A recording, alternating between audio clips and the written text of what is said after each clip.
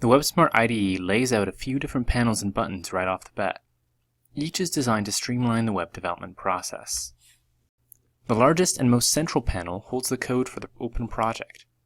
The line of tabs along the top lets us select what project we're viewing, and the tabs below let us navigate between source code and HTML elements. The code can be seen in the body of that panel. Each line is given a line number, and the code is color-coded for readability. In the top left, we have the Files and Function panel. This gives us immediate access to the files attached to this project, and the fields attached to it. If we right-click on a field, we can quickly find the next instance of this field that's used in the code. After the Files tab, we have the Variables tab. This tab shows us all the variables defined in the source code. After that, we have the Function tabs. The first three tabs contain WebSmart-specific functions that help interface with the iSeries and manage various connection objects. Each function includes a function prototype that indicates the name and type of the parameters that they expect. You can use the small arrows here to reveal even more tabs. These hold common functions that are available to all applications in the language. These are the PHP functions, and you can see that they are all arranged by various categories. An easy way to navigate through them all is to right-click on the top bar to see a drop-down menu of all the different tabs here.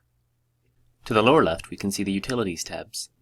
When we're looking at the source code, we can see all the functions that have been defined in this application. Clicking on the function will take us to where that function is defined. The Snippets tab here will give us access to snippets. These are pre-written bits of code for common functions. Double-clicking a snippet will insert it into your source code. Some of these snippets are designed as smart snippets.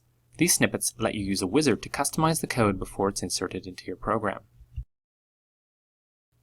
Finally, the Info tab lets us see a few details about the project that we are editing. On the lower part of the screen, we can see a few extra tabs. The Messages tab lets us see any general messages that have been sent by WebSmart. The Validation Results window shows us the results of any validation on the code. Here you'll see any warnings or errors that the validation process can find. Any of these panels can be conveniently rearranged and dropped into various parts of the screen.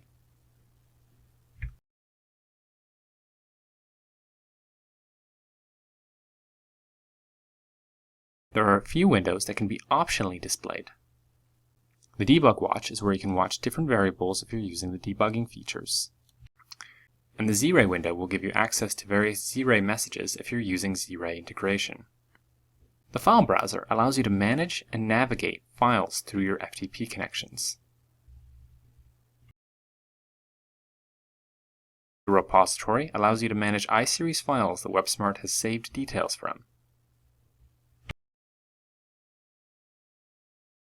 On the top left here, we can also quickly switch between what iSeries connection we're using. These are the main elements of the WebSmart layout that are used when creating an application. Together, they allow quick access to all the tools needed for web development.